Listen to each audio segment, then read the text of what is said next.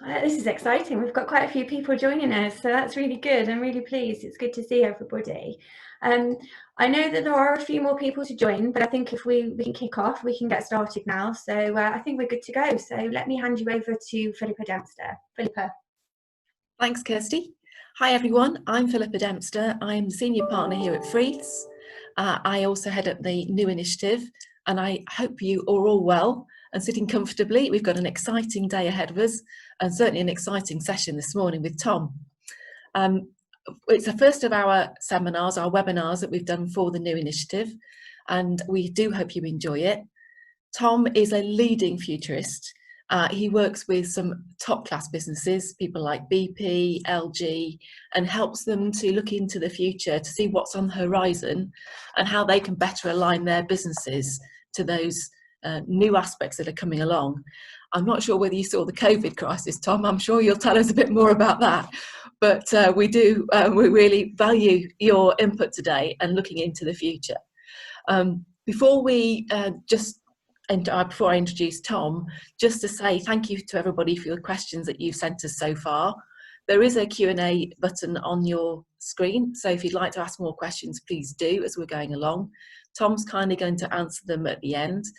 For those of you who don't get around to answering, apologies, but we will follow up in the next couple of days and ensure that we do. So, Tom, without further ado, tell us a little bit more, or a lot more, about now, next and beyond. How are we going to survive and thrive post-COVID? Brilliant. Thanks, Philippa. Right, let me just start sharing this screen so you can see some slides. So you should be able to see that now, I hope, unless I've shared with you my email, in which case I apologise for the state of my inbox. So as Philippa says, I'm an applied futurist, and what that means, I work with organisations around the world to really try to answer three questions. Firstly, what does our future look like?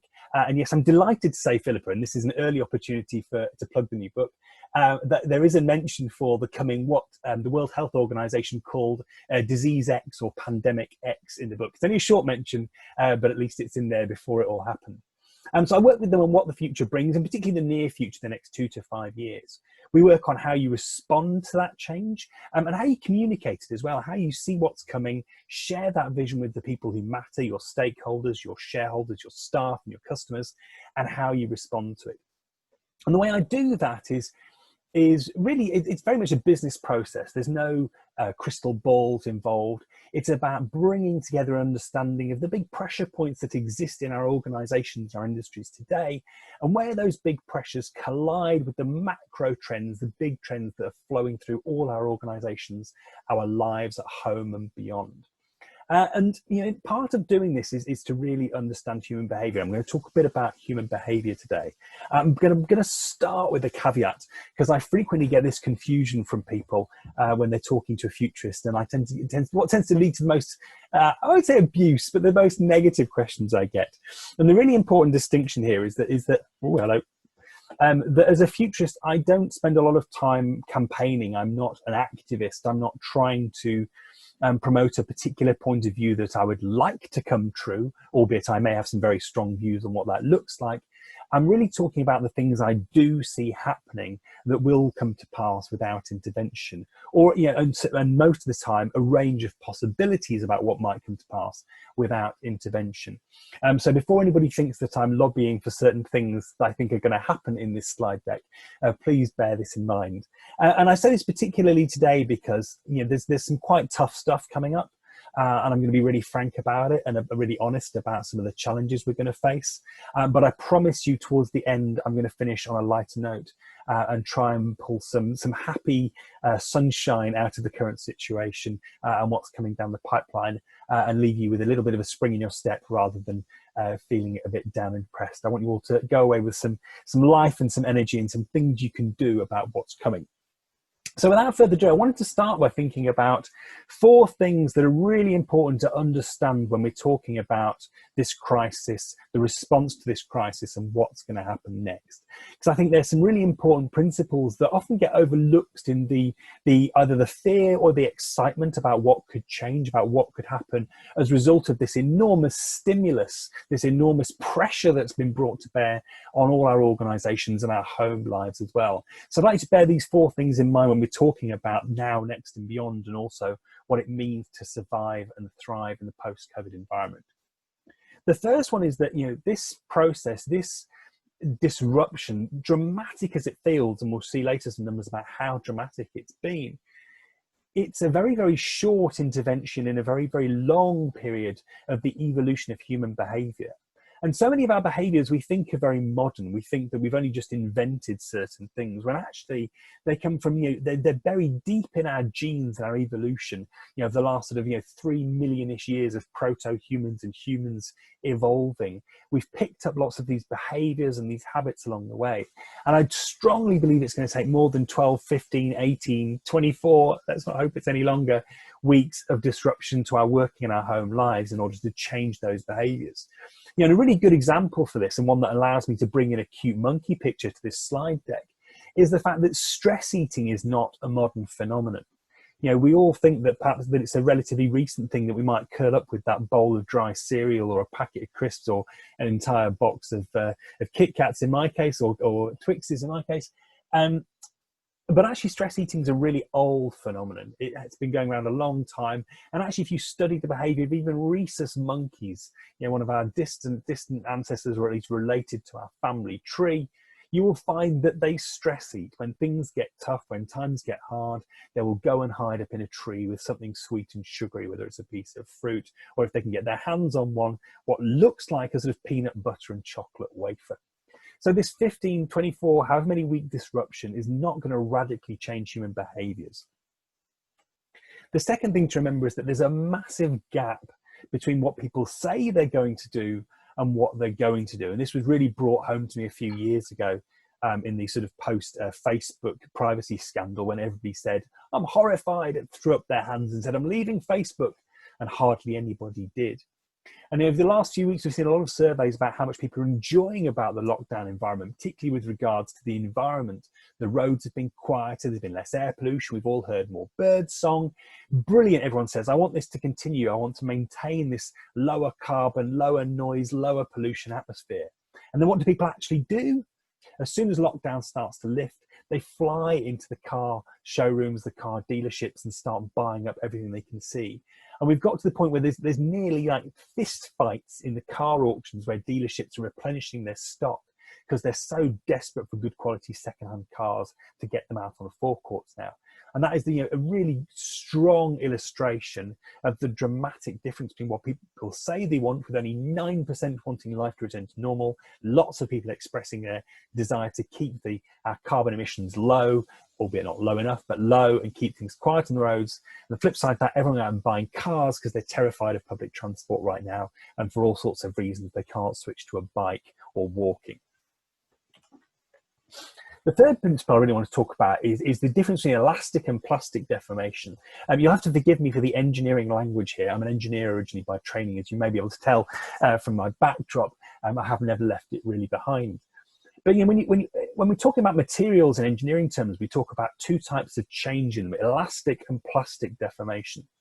And elastic deformation you can understand with a rubber band. As long as you don't stretch it too far, when you release it, it springs back. Compare that to maybe a plastic deformation you might get from, say, a paperclip. You bend that paperclip beyond a very small amount and it's going to stay in the new position. And I think lots of people have been confusing what are really elastic deformations in our behavior and our working practices over the course of lockdown with plastic deformations that are going to stick around long after the lockdown ends. And for me, there's a really good chance that we're going to see this dramatic snapback that I'll come to talk about when the restrictions are lifted. And as soon as people are allowed release to regain their freedom, regain their old behavior, we're going to see a very, very quick return to that, and perhaps even go above and beyond what was happening before, a sort of return to maybe older practices. And car buying is definitely a really good example of that, something that's been on the wane for a long time, and now we're seeing a massive boom. And the fourth thing I think is really important to understand when we're talking about now, next and beyond is to understand that there's really very few new things that have been created by this coronavirus pandemic and by our response to it. What's actually happened has been lots and lots of acceleration of lots of existing trends that were already there, already going to cause disruption in the next 2, 5, 10 years, but are now causing disruption right on our doorstep, right on the near horizon. And retail is a great example of that. We've known for some time that lots of retailers were struggling. And the news from the last week, where we've had thousands of job losses in the retail environment, particularly, likely coming as well at John Lewis and other places, that shouldn't be a huge surprise to us, because those pressure points were already there. Those trends were already happening, where they're shifting to more e-commerce and both physical goods and groceries. And all that's happened is that process has been accelerated. Some industries that had severe structural issues have been placed under that additional bit of pressure, and it's accelerated those trends away from those models. So taking all that into account, what do we see happening? And the first thing I think is the snapback is beginning. We can see that. We can see it in the queues outside IKEA in the first days it opened with, let's be honest, very little social distancing being observed. We can see it in the returns to the beach.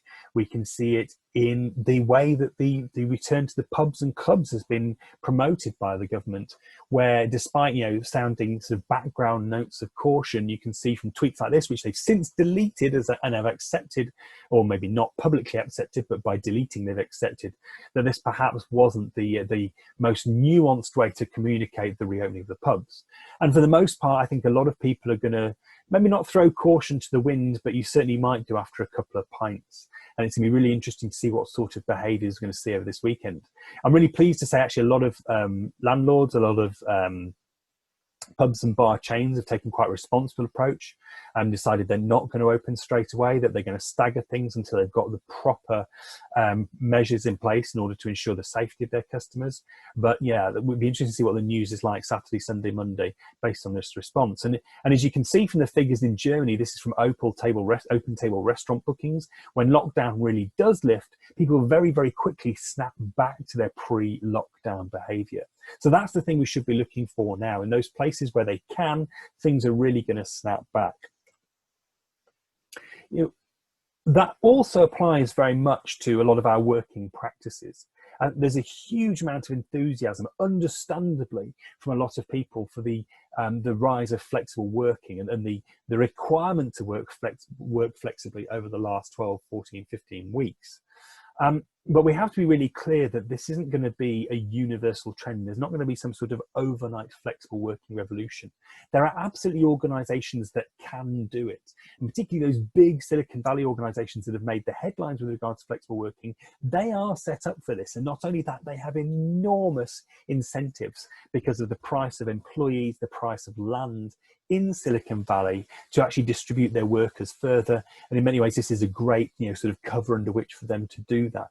But Silicon Valley is not the world, and most organizations are not like Twitter and cannot make these overnight changes, even if they have the technology in place.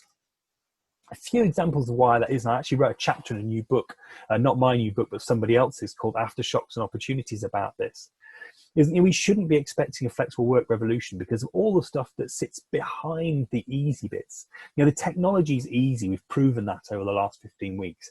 My kid's dance teacher went from teaching in a scout hut, in a suburb of Manchester, to doing all of her lessons via Zoom in the space of a week. And she's a self-confessed technophobe, and she's done an incredible job of it. And lots and lots of organisations have switched their allowed their employees to switch over to flexible working. But the technology was the easy bit. We've got a lot of cultural training, personal issues to overcome before we can make it universal. For a start, not everyone wants to work remotely. Flexibly maybe, but not remotely, for all sorts of good reasons. They may not have a home environment that's suitable for it. They may not have the space. They may be a junior member of staff who's still learning and hoovering up information from the people around them in the office, information that's very hard to get in a more formal context of an organised Skype or Zoom call. people really miss the camaraderie and the energy of the office. You know, when I put a very unscientific Twitter survey out just a few weeks into lockdown, you know, 40% plus of people said they can't wait to get back to the office for all of those reasons. But perhaps even more importantly, we haven't actually set up a lot of our management practice for remote working. If you're really going to get the value out of flexible working particularly, you've got to trust people. You've got to trust them implicitly to get on with the jobs that they are tasked. That means being able to package up work effectively, bundle it out to them, and trust them to get on with that work and report back to you, at the appropriate moment. You've got to not care about whether they're spending 6 hours a day, on the sofa watching box sets, apart from maybe a pastoral care role, as long as they're getting the work done and they're delivering on their expectations. And that's really challenging when we're used to a lot of management by sort of sixth sense. Is that person sat in their chair? Do they look like they're busy? Can I see emails flying back and forwards, or other than typing emails, even if I'm not copied in on them? Without that shift in culture, it's really, really difficult to do flexible working in the long term effectively. And I think lots of organizations have a lot of work to do around that right now to make it work. What happens next? Once we've got through this immediate snapback, I think that's going to feel very positive for a lot of people, a return to normal, a return to the way things were. Unfortunately for a lot of people, they're not going to be snapping back. They're not going to be jumping back into the workplace because we've seen an incredible rise in the number of people unemployed over the last month. We've seen a collapse in the number of people claiming they're self-employed because their small and micro businesses have failed. We've seen, as I mentioned, loads of retail businesses laying people off, 12,000 this week, and likely thousands more over the next few weeks. And so, we're going to be going into this period, particularly when kids go back to school and the summer holidays end. I think it's when it's going to start to feel most stark that people don't have jobs to go back to, that the economy is probably a bit in the doldrums. And, we've seen a 20% contraction in the economy over the course of this lockdown, which is, a record-breaking levels of shrinkage. And then we're going to have, some other big issues to face. And we're just going to be starting to get into the realization, I think, that we've got 3 months to try and organise some sort of deal around Brexit, because we've passed the deadline now for an extension of our exit deal. And so at the end of the year, effectively a no-deal Brexit is going to come into force unless we can resolve something between now and then. And all the reporting suggests that there's a long way to go between the EU and the British government on this. And you start to look at the betting that's going on inside the major banks as to whether we are going to exit on a no-deal basis. And as you can see from this chart collated by Reuters, some of the banks are pretty pessimistic about our chances, already at 50-50 or beyond, 60-40 chance that we are going to exit with a no-deal Brexit. And certainly anybody trading abroad, anybody reliant on imports and goods coming from abroad, that's going to present a really big challenge at that point. I'm afraid the picture, as I warned you at the start, doesn't get much better after that, because even before we came into this period, even before Brexit, even before COVID-19, it was already looking to me and other futurists that the 2020s and 2030s were going to be a pretty challenging period. And we've got a number of issues to address that are going to affect employment, that are going to affect public spending, are going to affect all aspects of our lives over the next 10, 20 years. Immediately, one of the first things a lot of organizations are having to consider right now, particularly with their revenues under pressure, is where can we address issues of cost? Where can we improve our ability to respond to customer needs inside the organization? And actually, should another pandemic hit, where can we strip problematic people out of our supply chain? These are real conversations that are going on right now. And so you look at the levels of automation we're likely to see in the near future in places like farming, particularly post-Brexit, where we don't have the availability of labour, in places like the logistics, where more and more dark warehouses that are entirely run or almost entirely run by robots are coming up. In deliveries, rise of e-commerce. Still, delivery is an incredibly expensive proposition for lots of e-commerce companies. We're going to see more and more semi-autonomous and autonomous delivery services driving goods out to our homes. And actually care, this is one of the difficult conversations we're starting to have, is what aspects of our understaffed, underfunded care service can start to be run or at least augmented by machines. And maybe we get into that in the Q&A because it's an interesting space.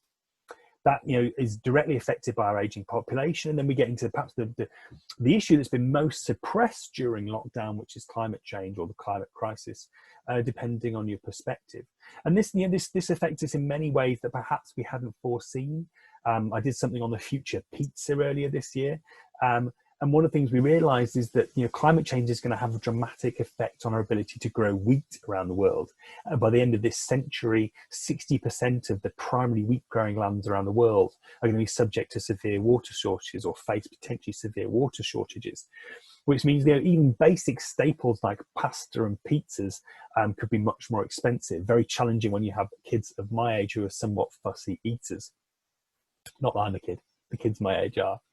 We're going to be seeing sea level rises in a small island with lots of coastal areas. This could be challenging, particularly erosion, and more extreme weather events. We've been through some really weird weather this year, and that's increasingly going to be the norm with issues of flooding, etc. And finally, we've got other pandemics on the horizon. The usual processes that have addressed previous issues around bird flu and swine flu are kicking in already. We hope that those will be sufficient, but there's always the potential for another issue like COVID emerging. So that is the end of the depressing piece. I promise. I'm sorry to be the voice of such doom and gloom, but there are some lighter sides coming out of this. The first thing I think is for lots of us who are equipped to work from home, who are equipped to work remotely, our employers have been shown that it works. We have been given the possibility and shown the potential of a much better work-life balance. And I'm starting to see some really interesting conversations around how we maintain that, going beyond the flexible working and starting to address some of the really core sticky issues of work-life balance and flexible working that a lot of employers have been very nervous about addressing in the past. And I've even heard the word creche mentioned more often, which, as a parent, it seems such an obvious thing, particularly large employers ought to be doing, helping address those issues of childcare and allowing people to get back to work, particularly women who still carry the burden, the greater burden of childcare. I think a greater commitment to diversity. This is a conversation that is very connected to that work-life balance. But again, I'm seeing the conversations I'm having at really senior levels, at board levels now, the arguments against have kind of disappeared, whether it's gender balancing the workforce, whether it's looking at racial diversity and the current sort of round of Black Lives Matter protests, whether it's about sex and sexuality. All of these things are conversations that have been opened up now, and I feel like there is a real opportunity post lockdown to have much broader conversations about this at really senior levels of organisations. And the last couple of things, if the economy is as badly hit as we think it is, if unemployment is as bad as we think it is, then it feels like the government's going to have no choice but to invest in big ways. And we'd already seen signs from, under the last sort of pre-lockdown budget that there were intentions to invest large amounts in the newly won seats for Conservatives across the north and northeast. I think those intentions have to be expanded. And while it's going to be challenging to balance this new investment with our green objectives, we're really going to need some sort of stimulus to kickstart the economy. And I'm hoping that is invested in smart, environmentally friendly ways. And perhaps a much more anecdotal thing for me has been the rising strength in communities. I've seen it around in my community, which is already quite strong, that sort of care and compassion and connection between neighbours, supporting each other, looking after each other, overcoming issues of loneliness, supporting those people who are particularly at high risk. And I really hope that that's something that sustains. With my more commercial hat on, anybody who's been in business for a few years knows that times of hardship are also times of great innovation, an enormous opportunity for startups and people wanting to do things differently. With lots of people being made redundant over this year, my hope is that we can create the support networks to allow those people to create new things and to come back with new ideas and innovation. So just to finish up then, I wanted to talk about some of the traits that are going to be required for those organisations that are going to survive and thrive. And what I've laid out is really going to be a really difficult environment over the next few years. And for me, the biggest shift is a philosophical one. And again, it's a shift that I was already seeing in the pre-COVID environment. Lots of organisations, lots of leaders talking to me about this. The fact that they recognise that they've built their success to where they are on continuous optimisation. And they've taken a model that originated 10, 20, 30, 40, 50, 150 years ago, and they've built their business by doubling down on it, by optimizing, get better and better and better. You know, and just like Joe Wicks, I'm still doing with my kids in the morning, they've been getting leaner and leaner and leaner. And that's great while your old business model sustains, while your old business model still represents something people want. But as I've talked about, we're going to see waves and waves of disruptive change in the next few years. And actually rely on a business model like, you know, fully high street retail, as some organizations were, that faces these enormous waves of disruption is potentially really challenging, really problematic over the next few years. And so what we have to do is shift our philosophy from one of optimization and leanness to being focused on adaptation and how we build our organizations to be resilient, responsive, agile, innovative, focused on this flexibility and this sort of ability to take those blows from these rapid and large waves of change and respond by restructuring and bringing back to market new models, new propositions, new ways of servicing the customer. And that for me is that philosophical shift is critical. No longer can we focus on next quarter's profits, next year's profits. If we want to build sustainable success and brands that are still around and still connected to their customer base in 10 years' time, we've now got to completely refocus on adaptation. How do we build an adaptable business? What does that look like? Bringing down the friction in the communications with our partners and our customers so that we can very rapidly integrate new customer groups or new partners and suppliers to bring them on board to build new propositions. And also to make us really, really closely connected to customers so we hear what's going on in the market and we can bring that information and respond very, very quickly. It looks like having an adaptable business structure. You can't be a sort of tightly integrated monolith built to serve the market as it is today. The new, much more resilient organizations look much more like networks of components, people who bring together different suppliers or different capabilities inside the organization or outside to create a value proposition that can be tweaked or adapted or reassembled to meet new demands. Thirdly, it's about confidence and investment and innovation. We've got to be taking risks right now and trying things. And now's the time to do it. Innovation is cheaper than it has ever been. The skills are accessible, the technologies are accessible, the processes are accessible. We can try things out, we can test them with science, we can see if they work and iterate. We've got to start looking at our supply chains and ensuring their resilience in the face of so many of the challenges I was talking about, particularly climate change. And for SMEs, we've got to focus on that relationship with the customer and understand that while everything may change in terms of our proposition and how we deliver it, that nothing is more important than that relationship with the customer and be able to maintain it, sustain it through all these changes and developments. And particularly being known for craft seems to be a really powerful proposition for people right now. Known for people who build or deliver great quality. And people are, there's something about the Instagram generation that connects people to wanting those things of great quality as part of their lifestyle. And that feels incredibly powerful right now. So if I was going to ask you to take one thing away from this presentation, apart from buying my book, link there, it really is that we're shifting from this age of optimization where we can build our businesses, where we can grow, where we can survive and thrive by being lean, to an age of adaptation where we have to refocus our efforts on what's happening next. How do we pull that information and build a response to it? And how we train our organizations, develop our organizations to be adaptable to these coming waves of change. And if you can do that, if you can address some of those questions I talked about in terms of lowering friction, increasing innovation, and creating time for that adaptive thinking and that foresight, then you can absolutely survive and thrive through the coming years. And that's me, Philippa.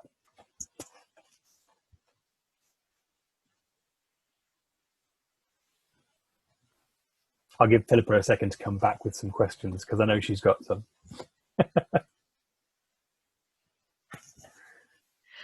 Sorry, Tom. Thank you very much for that. That was really exciting and interesting run through, particularly the last bit, the first bit, the doom and gloom side. We've all got to get to grips with, and it is certainly a concern for us all going forward.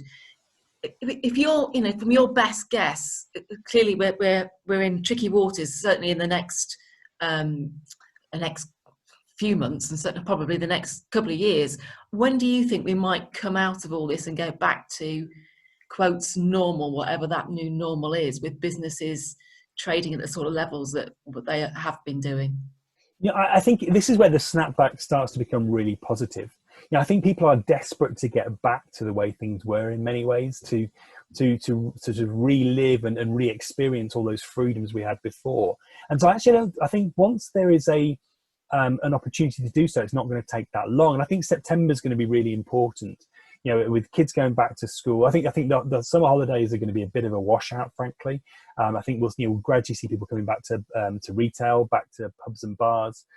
Some brave people starting to take foreign holidays to those places where they can. A lot of staycations. Trying to book a holiday cottage at the moment is a challenge. They're booking up very, very quickly. So good news for the domestic tourist industry.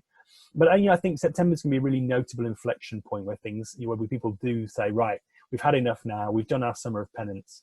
We're going to snap back. And that's probably going to be supported by a continuing availability of cheap credit. I think so much of that is, people are, that sense that we've done our penance. People aren't going to think too hard about where the next pound's coming from if they've got a pound in their pocket to spend today. So I think we'll probably see a real spike in spending over the summer, and in terms of retail spending over the summer and the beginning of autumn. But then I think it's really going to start to look perhaps a little bit dark again towards Christmas. Okay, well, thank you very much for that. In terms of the technology use, it's been substantially increased over the last few months. So do you think that that's now going to accelerate this fourth revolution on technology? Yeah, the fourth industrial revolution, which is this application of connected devices, I think is a really key part of it, allowing things like autonomous cars, but in a much more prosaic way, things like the remote management of manufacturing facilities, or delivery drones, or these dark warehouses I talked about. The technology for those has been around for some years now, but it's just become so much more accessible in the recent past that it feels like the time is really right now, with so many organizations and the pressure in terms of their costs, and actually a huge demand from consumers all around the world to get things faster. I've had really interesting conversations with some of the big e-commerce platforms over the last few years, and also people like Accenture, who are working with organizations trying to bring down the time it takes to get products from warehouse to customer, but also importantly bring down the cost to get products who they don't want from customer to warehouse. And all of those transformations are underpinned by this fourth industrial revolution, particularly with the rollout of 5G that makes connecting all these devices so much easier. So yeah, I think we're going to see a real acceleration in that over the next 6 to 12 months. In terms of working from home and the flexibility, I think a lot of people have enjoyed that. I'm a little bit concerned about this snapback effect, because I think a lot of people, particularly in this meeting, being ladies, would like to have more flexibility, working part-time, working from home, etc. How do we try and make sure that continues to happen and we just don't go back to those old ways? I think it's about recognizing the gaps, what stops us doing it properly, and addressing them proactively rather than waiting for them to trip us up. Now, I think a lot of organizations are going to think, oh, look, we've solved flexible working. They're going to get to about October, November and find they've got deeply dissatisfied junior employees who don't feel like they're getting career development, who feel like who've got lots of potentially mental health issues. Where one of the things I've really noticed, we brought the launch of this book forward to April, and so I spent the whole of May and June doing live streams. What I've realized is that when the camera's coming into your house day in, day out, it's very hard to maintain that separation between work life and home life. It's quite, and you're constantly performing. Lots of us aren't used to that. We're not used to this sort of constant performance. It's quite sapping on the confidence and the energy. And so we've got to work out what the rules and the etiquette are, what the coaching and support is for people. We've got to work out what we do for those people who can't work from home. We've got difficult home environments for all sorts of reasons, or just aren't equipped for it. Be the junior members of staff who might be cooped up in a one bedroom flat and really miss getting out into the city and being able to justify that expensive traveling to the office. All of those things, we've got to go and look at those challenges and say, right, what is the program of work we need to do to take this brilliant experience we've had of flexible working and make it the full-time thing without disadvantaging those in the organisation for whom it doesn't work. I've got some now questions from some of the people on the call. Ruth has asked the question, which I think is a really interesting one. Do you think that the current interest in Black Lives Matter and the awareness of unconscious bias will snap back? Or do you think now we are in a climate where people are really wanting to understand more? These are fights that always happen by inches rather than miles. And, it tends to be like I'm a bit obsessed with sine waves. Anybody read my first book? No, but it tends to be a bit of a sine wave. It's moving slowly in the right direction, but it always sort of 2 steps forward and 1 step back. And I think we've taken 2 steps forward now, but we can already see the backlash. We can already see a lot of sort of silencing going on, and perhaps people talking about hijacking of the movement and all sorts of things. And that's the beginning of the 1 step back. And so I think it's quite likely that within a couple of months we're hardly seeing any Black Lives Matter hashtags. We're seeing many fewer conversations about these issues. That doesn't mean we haven't made progress. It doesn't mean we won't have that conversation again and make more progress. But these things always tend to go in waves. And if it only took one horrendous killing, one disaster, one example for us to change things, then we'd have equal pay for women now. We'd have addressed issues of institutional racism. We'd have fixed it all by now. And sadly, there are going to be a lot more disasters. And we're going to creep our way towards a point of equality. But it's going to go quiet again, undoubtedly, for a few months before there's another video or another story. Jane has asked, how do you get people to shift their mindset from survival to innovation and moving forward, especially in small businesses with limited resources and frankly limited time as well? And it's not easy, particularly in those small and micro businesses. I've been there. When you're thinking about how on earth can you bring in enough money to cover payroll next month? Carving out the time to think about the next 6, 9, 12 months, 2 years is really, really hard. And the only advice I can give is about carving out time. And the way you do that is through delegation. And particularly in small businesses, particularly if it's something you've created, it's really, really hard to release power, to release control to people around you. And it's as long as you put the right rules in place, the right support in place, what you inevitably find is that they cope better than you expected. I did this in a really radical way when I started this business. I employed 2 17-year-old apprentices and effectively put them in charge of the business. And it was terrifying. It was absolutely terrifying. But you give people both it's a bit like a ladder. As long as you give people the rung underneath to put their foot on and give the rung above them to put their hand on, they'll climb. And I think it's a really hard thing to do, but you never make any progress until you can carve that time out. And when sometimes it's about bringing people on board, sometimes it's about much more flexible spending, like taking on a virtual PA to shift some of the load off you. Sometimes it's about delegation to other people in your department and giving them the opportunity to grow. And I've no doubt it's incredibly hard when you're focused on survival right now, but you will always be focused on survival until you can carve out that space. Yeah, really good point. So on adaptability, do you think we're moving to a sort of a new way of working, so that rather than having defined roles, people will multitask to make sure we're more adaptable and sustainable? Yeah, I think one of the things that's really noticeable is that outside of certain disciplines, knowledge has been devalued and skills have been increasing in value. So actually, because knowledge is in a lot of domains is somewhat commoditized, 3 clicks in an internet search and you can usually find the answer you're looking for. what's increasingly valuable is the really human skills, actually not technical skills, but human skills. The technology increasingly just gets on with stuff in the background. This is what all AI means, is that we don't have to have a human being saying do this, do that. It can take certain tasks and just crack on with them, whether that's sorting documents, sorting packages, goods, sending things out to the right destination.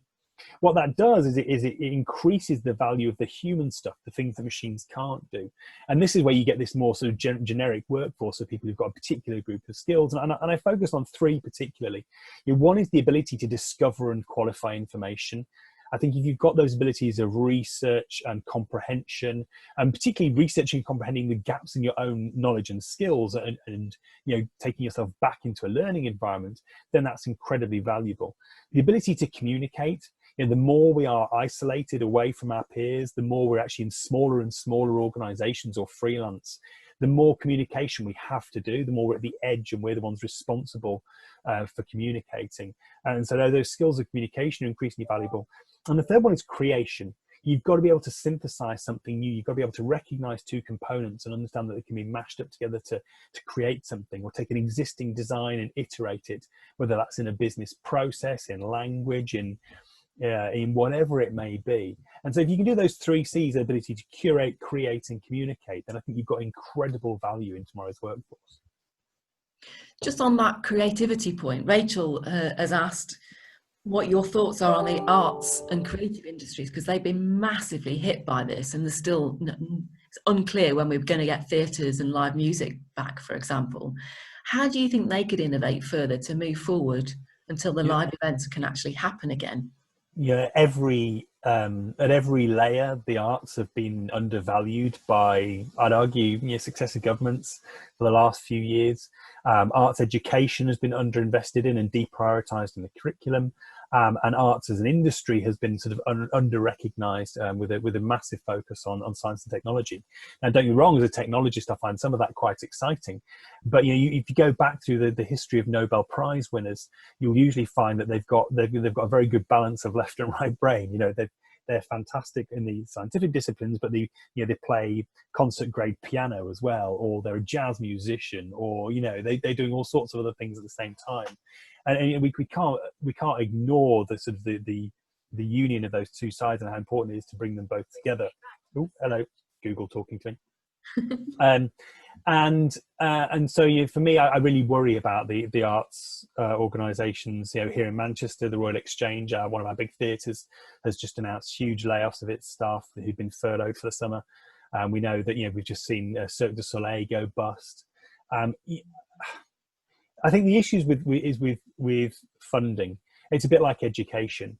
We either value it as a society and agree that it should be supported, and that particularly things that aren't necessarily commercially viable should be supported, or we don't, and we leave it to the market. And look what's happened in education with that, where we're losing languages departments left, right and centre. We're losing arts departments left, right and centre, and we're losing this whole what used to be a foundational part of our national economy and our international brand. As a result, I think if we don't start making some central government investment in the arts and recognising the wider value that they have to all of us, we're going to be in real trouble. Yeah, and I think technology is not necessarily helping there either, because you can now make films almost virtually and things like that. So we've got to really value the human element to it, haven't we? And I think we've got to vote with our feet, in effect, and want to keep those things alive. Because I mean, in some ways it's really positive. You can get 14-year-old auteurs are using technology to build incredible videoscapes and make films in their bedrooms, and securing huge amounts of applause via YouTube. Now that's brilliant, but at the same time we're talking about industries that employ hundreds of thousands, millions of people. And as I say, a huge part of what people recognise about Britain is that creativity and that art scene. It's what draws people here into our tourist trade. It's what makes people want to come and live here. The brilliant people who do go and win Nobel Prizes want to come and live here, and we can't afford to lose that. Emma has asked, there are a lot of businesses that have really thrived in this pandemic for various reasons, and they've managed to somehow pivot their industry. Do you think these are the kind of businesses going forward that are going to be leaders of innovation and development in the future and should be followed? Yeah, I think there are some really good examples we should learn from. And in many ways, they're the ones who exhibit those characteristics that I talked about in terms of those going to survive and thrive. And I'll give you a real life case study, a business that's very, very close to my heart, or rather my stomach, which is one of our local breweries in Manchester, Shindigger. You know, Shindigger already had an online presence, but very rapidly, you know, when the lockdown started, understood what it meant for their business, accelerated their online development, built a really close relationship with customers. They met that customer's desire, and I can't stress this enough, people want things quickly. They were doing deliveries within 2 hours of order around Greater Manchester, very, very slick online interface for ordering. And yeah, for me, that combination of, okay, you know, understanding of the customers and what the customer's going to want, rapid recognition of what the changing environment means for their business, and ability to innovate really, really quickly by tweaking, you know, who was doing what in the organization, bringing in some technical skills to do that development. They've succeeded and built, you know, not just a successful and thriving business in lockdown, but an incredible brand relationship with new customers who they could serve throughout that period. You know, and examples like that for me are really, really important to watch. There's a really fascinating question here. It's anonymous, but I think a lot of people will definitely resonate with it. And in politics, do you foresee one result of this crisis being a snapback where the integrity of leadership becomes paramount? And if so, what difference will that make to the issues such as diversity, climate change, etc. in the future? I really, really hope so. But right now, I don't think so. And the reason is that difference between what people say and what they do. And also that, you know, different interpretations of what integrity means based on your existing political biases. You know, people, even before, you know, Boris Johnson carried the last election, even people who were planning to vote for him, you know, accepted that he lied about a lot of stuff, but felt that he had integrity because he represented their viewpoints really, really strongly. And so, you know, it's, while I think, you know, if you look at PMQs, you know, Keir Starmer is being lauded for taking a very integrity-driven and detail-driven approach to inquiry, and lots of people are lauding that. And absolutely, you see a big uptick in support for Labour off the back of that. I don't think it necessarily points to a sort of wholesale shift in our behaviour towards this sort of integrity-led voting. You know, if people cared that much about integrity from an objective perspective rather than a subjective perspective, then I think, you know, you could argue that the results of certain referenda or elections may have been quite different. And so I think it is the trend swinging back towards it? Yes. But not quite in the dramatic sense that perhaps we might like to see and might need to see if we're going to address the issues like climate change, which, you know, I don't think we can underestimate in the next 20 years. I'm conscious of time. I think we've got time for a couple more questions. So I'm going to take the first one from Rachel, and she's asking, what's the priority for adaptation at the moment for businesses? What should they be doing? Is that the most essential thing at the moment? Every leader in the organisation should be able to carve out 1% of their time, which is roughly 1 day every 6 months, to focus on the future. Now, it'd be nice if it was more than 1%, but I think 1% is an achievable goal. You know, can every leader find 1 day every 6 months to focus on the future and do so in a structured fashion? Because once you do that, once you build that into your process, you start seeing things that you're going to have to address, and you're going to have to address soon. And when you've got that impetus, it's like, we've got to fix this before it happens. Then you can start going back to the organization and saying, look, we need to carve out time, carve out resource. We need to make investment in this issue because we can see it coming. And if we act now, it's going to be a lot less impactful than if we act later. And what that process looks like, the simple process I teach to all my clients in terms of looking at the future, is start with understanding where your pressure points are today. What's causing the business problems now? Because that's where the big trends are going to hurt you the most. Understand your pressure points, talk to your customers, talk to your suppliers, talk to people at all layers of the organization. You don't have to do it all at once, but just get that feedback about what causes problems today. Then go and look at the big trends. What's happening in adjacent industries? What are the big tech giants doing? What's happening in China? Understand those big trends around automation and accelerated expectations of customers, and see where those two intersect. And if you can find those intersections between the pressures you face today and the big trends, put them on your existential to-do list, deal with them over next 6 months and repeat. But that carving out that time to think about the future is really the first step. Rebecca's asked about climate change, and clearly that is so important. And hopefully, you know, what we've learned from this is that we can actually make a lot of changes just by the way we operate. But do you think we're going to snap back to normality and that's going to disappear? And do you have any insight for us with talking to clients, for example, that cannot afford to just give this lip service any longer? I think what you've got in your favour is this combination of factors. The first one is that no smart leader now can deny that climate change is going to affect their bottom line. The numbers speak for themselves. It's utterly transparent. You are hiding nothing if you are denying its impact, and actually it's quite near impact in terms of freak weather conditions, disruptions to supply chains, etc. So you've got that really solid business case, much like the business case is now being made for diversity. We know that diverse businesses perform better. We can see that those businesses that do not take account of climate change are going to have massive disruption in their supply chains, combined with the fact that it has become a hugely important issue for consumers now, and particularly younger consumers who are driving so much of the sentiment now. If you are behaving badly, you know, from a climate change perspective, or not addressing it, you know, you are losing the trust, love, respect of consumers. And when you bring those two factors together, look, we're not going to be a sustainable brand if we don't address this. We're not going to have a sustainable business if we don't address this. Then kind of all objections start to fall away. What that doesn't mean, sadly, is that change happens fast. It still takes time. People are still constantly trying to balance the near term. How do I satisfy the shareholders over the next 12 months with how do I leave behind a legacy for the next 20 years? And there will always be that tension. But the scales are tipping, if you like, further and further towards we have to address climate change, and we have to address it today. Well, on that note, I'd like to thank you very much for the insight today, Tom, on a variety of issues. I think it's been great.